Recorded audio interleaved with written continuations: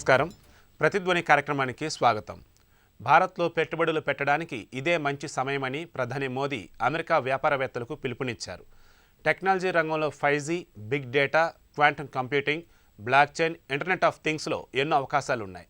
వ్యవసాయ రంగంలో ఇన్పుట్స్, యంత్రాలు, సరఫరా వ్యవస్థలు, రెడీ టు ఈట్ ఐటమ్స్లో పెట్టుబడులు పెట్టొచ్చు.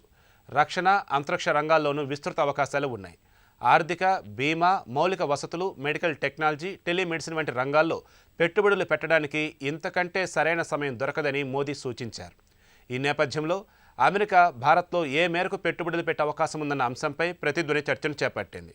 చర్చలో పాల్గొంటున్న ప్రముఖులు ప్రొఫెసర్ బి. ఎర్రంరాజు గారు, ప్రముఖ ఆర్థికవేత్త; ఎంఎం శ్రీరామ్ గారు, సెక్ ఇండస్ట్రీస్ ప్రైవేట్ లిమిటెడ్ డైరెక్టర్, ప్రముఖ పారిశ్రామికవేత్త; సందీప్ మక్తల్ గారు, తెలంగాణ ఇన్ఫర్మేషన్ టెక్నాలజీస్ అసోసియేషన్ అధ్యక్షులు.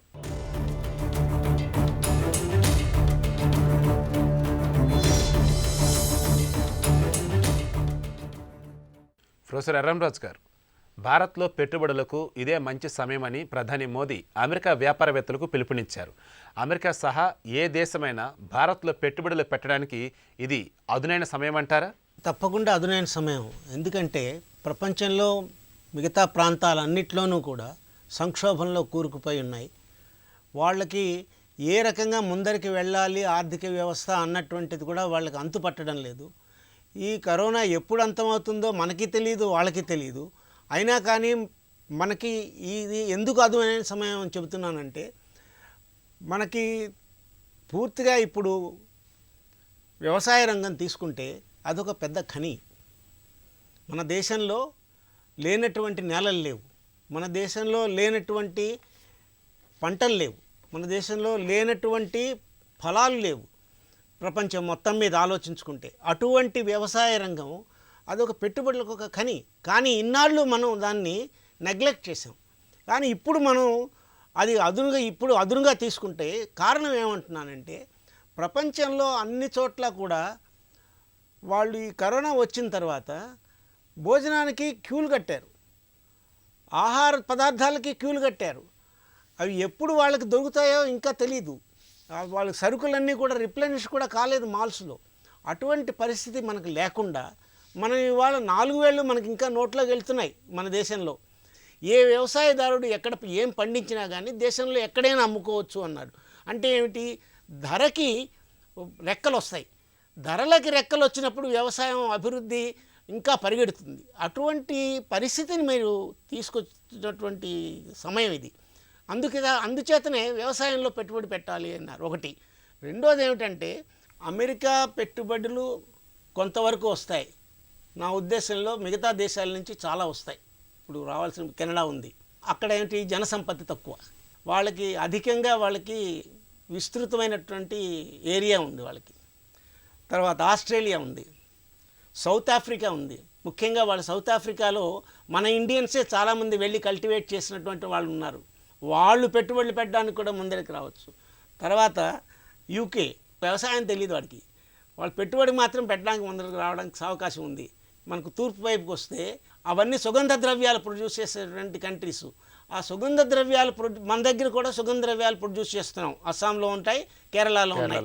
ఈ 2 రాష్ట్రాల్లో వచ్చేటువంటి సుగంధ ద్రవ్యాలకి కూడా మనం మలేషియాతో, మిగతా ఈస్ట్ ఏషియాతో మనం ట్రేడింగ్ మనం పెంచుకున్న పక్షంలో మనం చైనాకి ధీటుగా మనం వ్యవసాయ ఎగుమతులు కూడా తీసుకెళ్ళచ్చు. సూక్ష్మ చిన్న తరహా పరిశ్రమల పునరుద్ధరణకి విదేశీ పెట్టుబడులు ఒక రకంగా తీసుకురావచ్చు. మనకు మొత్తం 85% పరిశ్రమలు కేవలం 11 రాష్ట్రాల్లో ఉన్నాయి, సూక్ష్మ చిన్న పరిశ్రమలు. అవి కంట్రిబ్యూట్ చేసేటువంటి జీడిపి మీకు 35% ఉంది. ఈ రంగం కూడా మంచి ముందరికెళ్ళేటువంటి రంగమే, మీరు వచ్చి పెట్టుబడులు పెట్టచ్చు అన్నటువంటి ఒక మార్గదర్శకత చూపించారు వీటికి. శ్రీరామ్ గారు, దేశంలో డిఫెన్స్ కారిడార్ల ఏర్పాటుకు ప్రభుత్వం సిద్ధమవుతోంది. డిఫెన్స్ రంగంలో పెట్టుబడులకు కూడా 74% పెంచారు. రక్షణతో పాటు అంతరిక్ష రంగంలోనూ పెట్టుబడులకు ఎలాంటి అవకాశాలు ఉన్నాయంటారు? ప్రపంచవ్యాప్తంగా ఉన్నటువంటి ఆర్థిక సంక్షోభాలు, ప్రజానీకం ఎదుర్కొంటున్నటువంటి సమస్యలు, తద్వారా భారతదేశంలో ఏదైతే గత 2-3 దశాబ్దాల నుంచి, ప్రత్యేకించి 2-3 సంవత్సరాల నుంచి, ఇంకా ప్రత్యేకించి కరోనా వల్ల వచ్చినట్టు ఇబ్బందుల వల్ల భారతదేశంలో పెట్టుబడులు కావాలి, గత రాబోయే 2-3 సంవత్సరాల్లో ప్రపంచవ్యాప్తంగా అధిక జనాభా ఉండే దేశం భారతదేశం అవుతుంది. కాబట్టి ఇంతమందిని ఫీడ్ చేయాలన్నా కూడా ఆర్థికంగా భారతదేశం పురోగమనం కావాలి అనేది ఒక ప్రధానమైనటువంటి చర్చ. దాని మీద ప్రభుత్వాలు రకరకాల పాలసీలు తీసుకురావడం జరిగింది. ఈ సందర్భంలో ప్రపంచవ్యాప్తంగా ఉన్నటువంటి ఎకానమీస్ అలాగేటువంటి రక్షణ ఇబ్బందులు ఎదుర్కొన్న తరుణంలో అటు అమెరికా కానీ, జపాన్ కానీ, అలాగే యూరోపియన్ కంట్రీసు, అలాగే ఆర్థికంగా బాగా పుంజుకున్నటువంటి ఈస్ట్ ఏషియన్ కంట్రీస్లో ఉన్న వాళ్ళు కూడా భారతదేశాన్ని ఒక పెట్టుబడులు పెట్టడానికి ఒక ప్రధానమైనటువంటి దేశంగా వీళ్ళందరూ ఒక ఆలోచనలు, చర్చలు ఇక్కడ పెట్టడానికి భారతదేశంలో ఎలాంటి పాలసీలు ఇంకా కొంచెం ఈజ్ కావాలి, ట్రేడ్ రిలేషన్స్ ఎట్లా ఇంప్రూవ్ కావాలనే దాని మీద జరుగుతుంది. అందులో జరిగేటప్పుడు మనం ఐటీ రంగంలో భారతదేశంలో ఒక అడుగు ముందుకుంది. తర్వాత పెద్దలరంగా చెప్పినట్టు భారతదేశంలో ఉన్నటువంటి వ్యవసాయ ఉత్పత్తుల మీద, అలాగే మ్యానుఫ్యాక్చరింగ్ సెక్టార్లో ఇది పోగా అతిపెద్ద కీలకమైనటువంటి రంగం పెట్టుబడులకు కానీ అభివృద్ధి చెందాల్సింది కానీ ఇప్పటికీ భారతదేశం ఎక్కువ దిగుమతులు చేసుకుంటున్నటువంటి రంగమైనటువంటి రక్షణ రంగం. అంటే ప్రపంచంలో 4వ అతిపెద్ద రక్షణ వ్యవస్థ మన దగ్గర ఉన్నా కూడా అందులో 70% వరకు రక్షణ రంగంలో ఉపయోగించేటటువంటి ఆయుధాలు కానీ దానికి సపోర్ట్ సిస్టమ్స్ కానీ భారతదేశం ఇంపోర్ట్ చేసుకుంటా ఉంది. ఈ ప్రాసెస్లో మనము ఎస్ఈజెడ్ పాలసీలో ఆఫ్సెట్ పాలసీ ఇంతకుముందు ప్రభుత్వాలు తీసుకొచ్చి కొంత మ్యానుఫ్యాక్చరింగ్ పెంచాలనే ప్రయత్నము, అలాగే మేక్ ఇన్ ఇండియా ప్రాసెస్లో పెట్టుకొని చేయాలనుకున్నా కూడా అంత అనుకున్నంత స్థాయిలో మనకి ఇన్వెస్ట్మెంట్స్ రాలేదు. కానీ ఇప్పుడున్న పరిస్థితుల్లో ఏదైతే మనము రష్యన్ బేస్డ్ కొలాబరేషన్స్ నుంచి యుఎస్ వైపు కూడా మనం కొలాబరేషన్స్ వాళ్ళ ఎక్విప్మెంట్ కొనుక్కుందాం అనుకున్నప్పుడు భారతదేశంలో వాళ్ళు తయారు చేసే బాగుంటుంది అనేది ఒక ఆలోచన ఉంది. ఆ సందర్భంగానే ఏదైతే 2 సంవత్సరాల క్రితం 50% ఎఫ్డిఐ రక్షణ రంగంలో కూడా ఉన్నదన్నది ఇప్పుడు లేటెస్ట్గా 74% వరకు కూడా రక్షణ రంగంలో ఫారిన్ ఇన్వెస్ట్మెంట్ రావచ్చు అనేది ఒక గవాక్షం ఓపెన్ చేయడం జరిగింది. విదేశాల్లో ఇప్పుడు ఉన్నటువంటి పరిస్థితి చూసుకున్నాడు అమెరికా కానీ మిగతా యూరోప్ దేశాల్లో కూడా ఆర్థిక సంక్షోభంలో ఉంది. వాళ్ళకు కూడా ఆర్థికంగా పుంజుకోవాల్సినటువంటి అవసరము ఎందుకంటే ఆ దేశాల్లో కూడా మన దేశంలాగే 30-35% అన్ఎంప్లాయ్మెంట్ పెరగటము, ఏ సెక్టార్లో ముందుకెళ్ళాలనేది ఆలోచన ఉన్నప్పుడు దీన్ని అవకాశంగా తీసుకొని భారతదేశంలో మాకు ఎక్విప్మెంట్ కొనాలన్నా కూడా మీరు భారతదేశంలో మ్యానుఫ్యాక్చరింగ్ ఇన్వెస్ట్మెంట్స్ పెట్టండి, ఇక్కడ తయారు చేయండి అనే దాని మీద ఇప్పుడు గట్టిగా మన ప్రభుత్వం కృషి చేస్తుంది. సో అందువల్ల మీరు చెప్పినట్టు ఈ మధ్యనే స్పేస్లో కూడా భారతదేశము చాలా ముందుకు వెళ్ళిపోయింది. ప్రపంచంలో ఉన్నటువంటి అన్ని దేశాల కంటే కూడా తక్కువ ఖర్చుతోటి ఎక్విప్మెంట్ తయారు చేసి లాంచ్ చేస్తున్నాము. సో అది ఒక అట్రాక్షన్ ఇతర దేశాల్లో ఉన్నటువంటి అట్లీస్ట్ అప్కమింగ్ దేశాల నుంచి ఎక్కువ శాటిలైట్స్ ఇక్కడ నుంచి వాళ్ళు ఉపయోగించుకుంటున్నారు. సో దీన్ని కూడా ఒక బిజినెస్ మాడ్యూల్లో తీసుకెళ్ళి భారతదేశం యొక్క ఎకానమీకి అభివృద్ధికి స్పేస్ రంగాన్ని కూడా తీసుకోవాలనేది ప్రస్తుతం ఉన్నటువంటి కేంద్ర ప్రభుత్వం నిర్ణయం తీసుకుంది.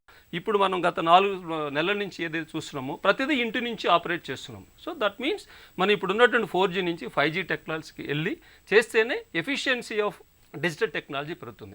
దానికి చాలా ఇన్వెస్ట్మెంట్ కావాలి, అంటే టెక్నాలజీ డెవలప్ చేయాలి. ఇప్పుడు ఉన్నటువంటి గ్యాడ్గెట్స్ అన్నీ కూడా 5Gకి అనుసంధానం చేసినటువంటి గ్యాడ్గెట్స్ చేరినప్పుడు అందులో కూడా తయారీ, అంటే ఎలక్ట్రానిక్స్ రంగంలో కూడా మొబైల్స్ దగ్గర నుంచి ప్రతి ఎలక్ట్రానిక్ గ్యాడ్గెట్స్ తయారీ ఇప్పటి వరకు మనం మ్యాక్స్ ఇంపోర్ట్ చేసుకున్నాం. ఇవన్నీ కూడా భారతదేశంలో మ్యానుఫ్యాక్చరింగ్కి అవకాశం. ఇప్పుడు ఈ కరోనా సందర్భంలో కూడా భారతదేశంలో ఉన్నటువంటి ఫార్మా రంగం మీద కూడా ప్రపంచ దేశాలకు ఒక నమ్మకం కుదిరింది. సో భారతదేశం దీనికి ఉంటుంది. కానీ దీనికి సంబంధించినటువంటి ముడి సరుకులు కొన్ని చాలా వరకు మనము గత 15-20 సంవత్సరాలు చైనా నుంచి ఆధారపడి ఉన్నాము. సో అది ఇండియాలో తయారు చేయడం పెద్ద challenge. So that itself is a big investments requirement. ఇప్పుడు ఏదైతే గ్లోబల్ స్థాయిలో చైనా లాగా మనం ఇక్కడ మ్యానుఫ్యాక్చరింగ్ సెక్టారు మిగతాన్ని అభివృద్ధి చేయాలనుకున్నప్పుడు సో ఈ ఇంధన వనరులు పెద్ద ఛాలెంజ్. సో దీంట్లో మనకి చాలా ఎక్కువ ఇన్ఫ్రాస్ట్రక్చర్, అంటే గ్రిడ్ కనెక్టివిటీ దగ్గర నుంచి ఏదైతే నాన్ కన్వెన్షనల్ ఎనర్జీ మనం చేస్తున్నామో సో ఇవన్నీ కూడా క్యాపిటల్ ఇన్వెస్ట్మెంట్ చాలా కావాల్సినవి. సో భారతదేశంలో ఉన్నటువంటి పెద్ద మధ్య చిన్న తరహా పెట్టుబడిదారులకి ప్రపంచంలో ఉన్నటువంటి పెట్టుబడిదారులకి వాటితోటి గ్లోబల్గా ఉన్నటువంటి ఫైనాన్షియల్ ఇన్స్టిట్యూషన్స్కి అనుసంధానం చేసి భారతదేశంలో ఈ యొక్క మౌలిక సదుపాయాల దగ్గర నుంచి ఐటీ, ఈ డిఫెన్స్ అండ్ ఏరోస్పేస్ వరకు కూడా ఇన్వెస్ట్మెంట్స్ తీసుకురావాలి. ఇక్కడ చూసినప్పుడు కేంద్ర ప్రభుత్వం రాష్ట్ర ప్రభుత్వాలతో అనుసంధానం చేసుకొని ఏదో ఈ రాష్ట్రం అనేది కాకుండా భారతదేశంలో అన్ని రాష్ట్రాలు ఎక్కడెక్కడైతే మానవ వనరులు, ఖనిజాలు ఇవన్నీ ఉన్నాయో వాటి లింక్ తీసుకొని ఈ టైంలోనే భారతదేశము సమగ్రంగా సమతుల్యంగా అభివృద్ధి చేయడానికి కూడా ఒక ప్రయత్నం చేసినప్పుడే 140-150 కోట్లకి పెరగబోయే భారతదేశ జనాభానికి యొక్క ఆశలకి దాదాపు అన్ని రంగాల్లో అవకాశం ఉన్నాయి. అవకాశాన్ని సద్వినియోగం చేయడానికి కేంద్ర రాష్ట్ర ప్రభుత్వాలు అన్నీ కూడా కృషి చేస్తున్నాయి. ఆ కృషి ఫలిస్తుందని ఆలోచిస్తున్నాను. సందీప్ గారు, మన దేశంలో ఇంటర్నెట్ వినియోగదారుల సంఖ్య 50 కోట్లకు చేరుకుంది. ఇటువంటి పరిస్థితుల్లో టెక్నాలజీ రంగంలో 5G, big data, quantum computing, blockchain, internet of things వీటన్నింటిలో కూడా పెట్టుబడులకు ఎలాంటి అవకాశాలు ఉన్నాయి? ప్రధానమంత్రి గారు ఇచ్చినటువంటి స్టేట్మెంట్ ఏంటిదంటే అర్బన్ కన్నా కానీ రూరల్ ఇంటర్నెట్ యూజర్స్ ఎక్కువైనారు అని చెప్పి అదొక శుభసూచకం అని చెప్పొచ్చు. మేము 5 years బ్యాక్ డిజిటాన్ స్టార్ట్ చేసినప్పుడు అంటే రూరల్ విలేజెస్లో వెళ్ళేసేసి కంప్యూటర్ అక్షరాస్యతని నేర్పించేవాళ్ళం సార్. అక్కడికి వెళ్తున్నప్పుడు అక్కడ మేము అంటే ఆ చేంజ్ అనేది మేము స్పష్టంగా గమనించినాము. ఇంతకుముందు ఏంటిదంటే కొంత కనెక్టివిటీ ఇష్యూస్ కావచ్చు, అంటే ఇన్ఫ్రాస్ట్రక్చరల్ ఇష్యూస్ చాలా వరకు రూరల్ పార్ట్లో Tier 2, Tier 3 సిటీస్లో చాలా వరకు ఉండేది రూరల్ పార్ట్లో.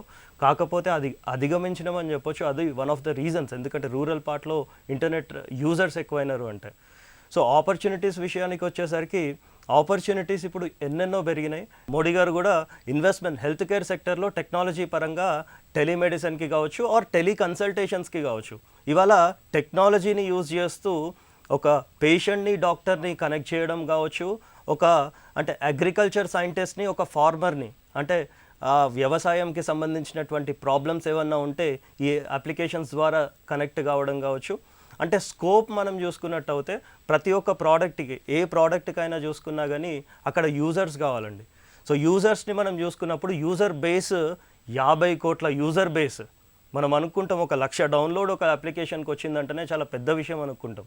అట్లాంటిది 1 కోటి డౌన్లోడ్స్, 50 కోట్ల మంది యూజర్స్ అంటే డెఫినెట్గా ఆ కంపెనీకి చాలా పెద్ద విషయం.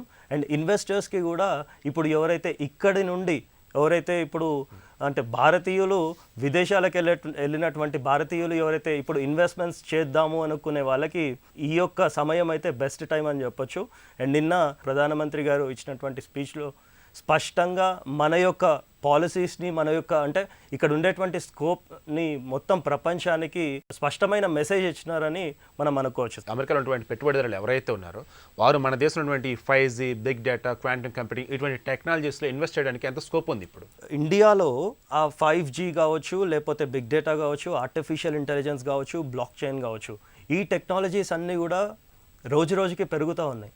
సో ఇక్కడ ఇన్వెస్ట్మెంట్స్ మనం చూసుకున్నట్టయితే ఆ ప్రోడక్ట్స్కి సంబంధించిన కంపెనీస్ ఇంకా కూడా రావాల్సిన అవసరం ఉంది. అండ్ ఇప్పటి వరకు ఐటీ కంపెనీస్ ఐటీ మార్కెట్లో మనం చూసుకున్నట్టయితే 1,29,000 crores ఎక్స్పోర్ట్స్ ఏవైతే జరుగుతున్నాయో ఆ ఎక్స్పోర్ట్స్లో మ్యాక్సిమం అంతా కూడా మనము అవుట్సోర్స్ అంటే ఏదైతే సర్వీస్ ఇవ్వడమే సరిపోతుంది. ప్రోడక్ట్ బేస్డ్ కంపెనీస్ చాలా తక్కువగా ఉన్నాయి. సో ఇట్లాంటి మెసేజెస్ వల్ల అంటే లీడర్షిప్ ఇట్లాంటి మెసేజెస్ ప్రపంచానికి ఇవ్వడం వల్ల డెఫినెట్గా కూడా మోటివేట్ అవుతారు. అండ్ మోటివేట్ అవ్వడమే కదా, ఆయన చెప్పిందంతా కూడా ఫ్యాక్ట్. ఇక్కడ 50 కోట్ల మంది యూజర్స్ ఉన్నారు అనుకుంటే డెఫినెట్గా ఇక్కడనే ప్రోడక్ట్ బేస్డ్ కంపెనీస్ రావడం వల్ల తద్వారా ఉద్యోగ అవకాశాలు కూడా ఇంకా పెరిగేటువంటి అవకాశాలు ఉంటాయి.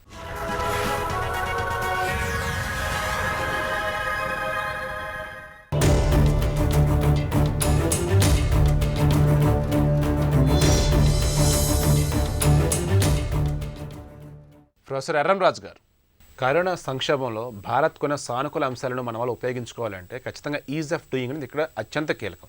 ఈ ఈజ్ ఆఫ్ డూయింగ్ బిజినెస్ విషయంలో భారత్ ఇంకా ఎలాంటి మార్పులు చేసుకోవాలి, అటువంటి మార్పులు చేసుకున్నట్టయితే ఎటువంటి పెట్టుబడులు వచ్చే అవకాశం ఉంది?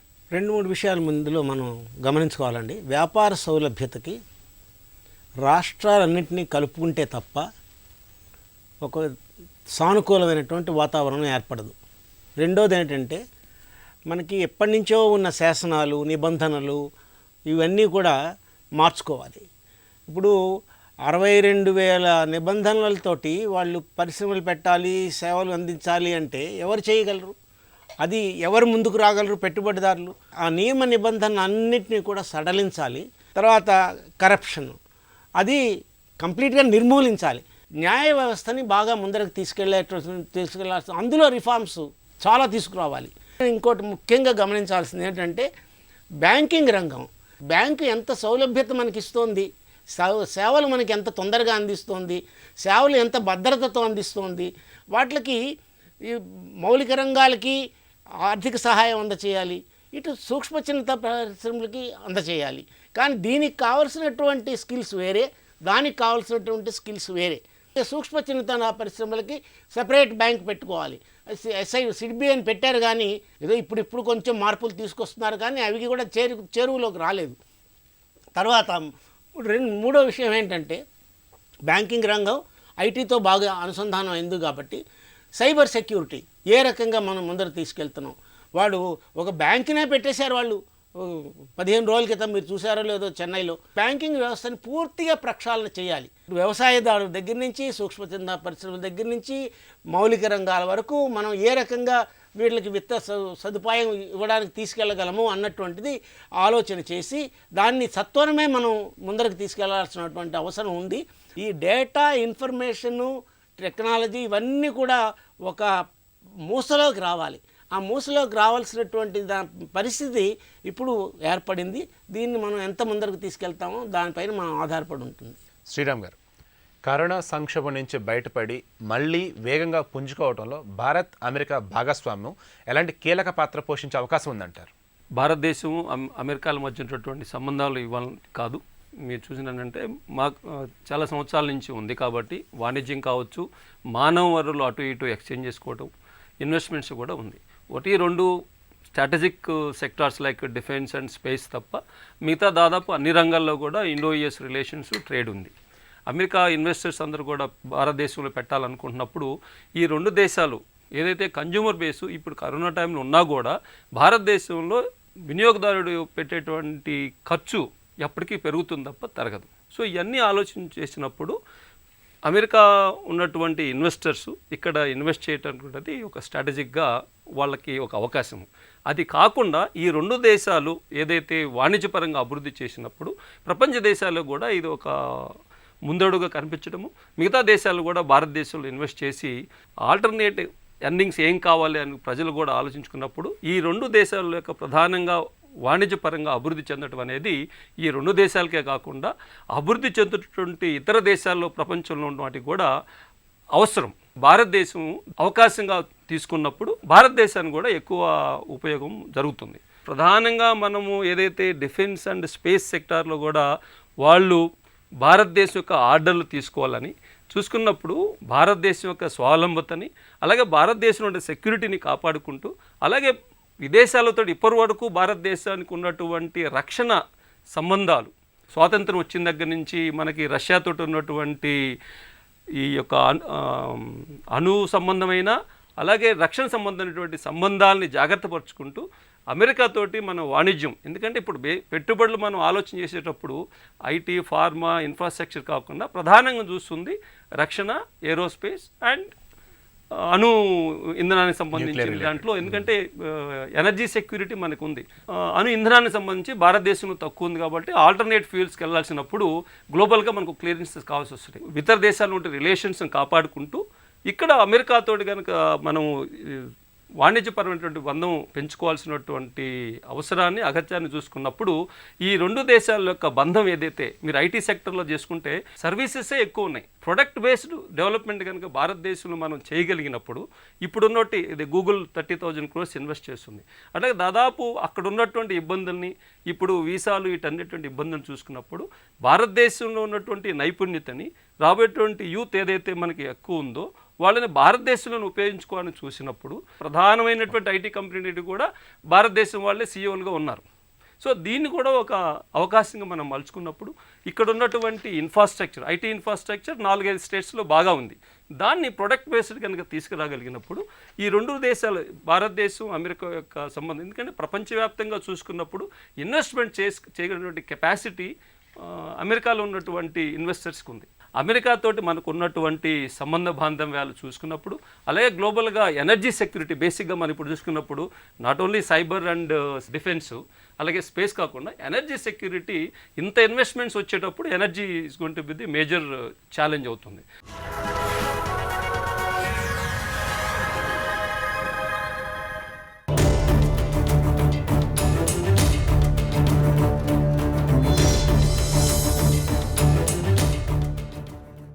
సందీప్ గారు, భారత్ అమెరికా సంబంధాల నేపథ్యంలో ప్రస్తుతం దేశంలో నెలకొన్న వ్యాపార అనుకూల వాతావరణాన్ని అమెరికా ఏ మేరకు ఉపయోగించుకునే అవకాశం ఉందంటారు? అంటే ఇప్పుడున్న టెక్నాలజీ ఏదైతే ఉందో రేపు పొద్దున మారబోతుంది. అంటే ఆర్టిఫిషియల్ ఇంటెలిజెన్స్ ఆటోమేషన్ వల్ల వరల్డ్ ఎకనామిక్ ఫోరం 2018లో చెప్పింది ఏంటిదంటే మనకు ఒక 70 మిలియన్ జాబ్స్ దీనివల్ల ఆటోమేషన్ వల్ల వెళ్ళిపోతాయి, డిస్ప్లేస్ అయిపోతాయి. కాకపోతే 133 మిలియన్ జాబ్స్ కొత్త జాబ్స్ రాబోతున్నాయి. ఆ కొత్త జాబ్స్కి మనం ప్రిపేర్ కావాలి అనుకుంటే డెఫినెట్గా కూడా మనం అప్స్కిల్ చేసుకోవాల్సిన అవసరం ఉంది. అండ్ ఎవరైతే ఆల్రెడీ ఎగ్జిస్టింగ్ ఎంప్లాయీస్ ఉన్నారో వాళ్ళు రీస్కిల్ చేసుకోవాల్సిన అవసరం ఉంది. గవర్నమెంట్ డిపార్ట్మెంట్స్వి హ్యాక్ అయిన డీఫేస్ అయినటువంటి సిచ్యువేషన్స్ని మనం ఎన్నో చూసినాం. అంటే అక్కడ వాళ్ళు అంటే నిష్ణాతుల కొరత డెఫినెట్గా కనిపిస్తుంది. అట్లనే బ్యాంకింగ్ సెక్టర్లో కూడా. సో మనము ప్రిపేర్ అవ్వాల్సిన అవసరం ఉంది.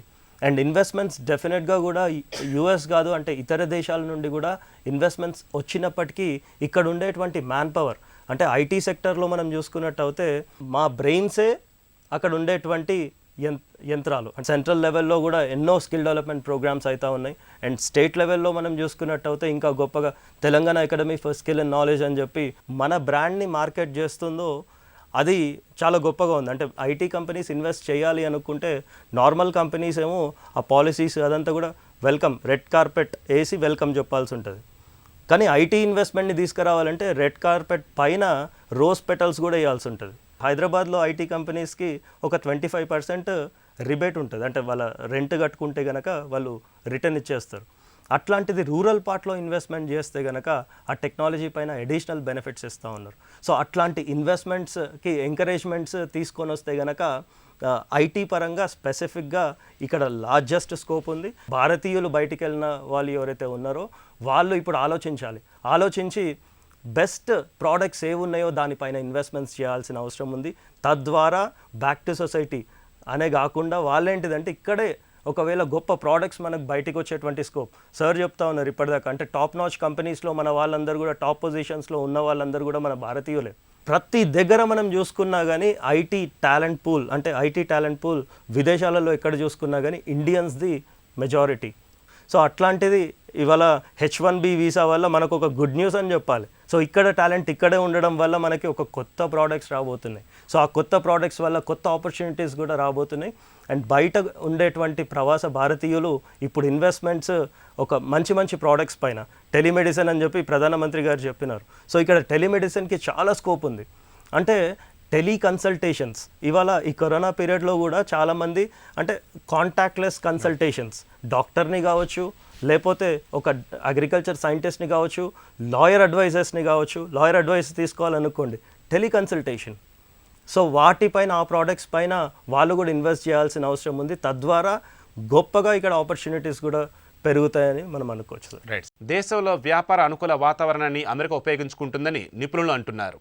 కరోనా సంక్షోభం నుంచి బయటపడి మళ్లీ వేగంగా పుంజుకోవడంలో భారత్ అమెరికా భాగస్వామ్యం కీలక పాత్ర పోషిస్తుందని అభిప్రాయపడుతున్నారు. ఇది నేటి ప్రతిధ్వని. నమస్కారం.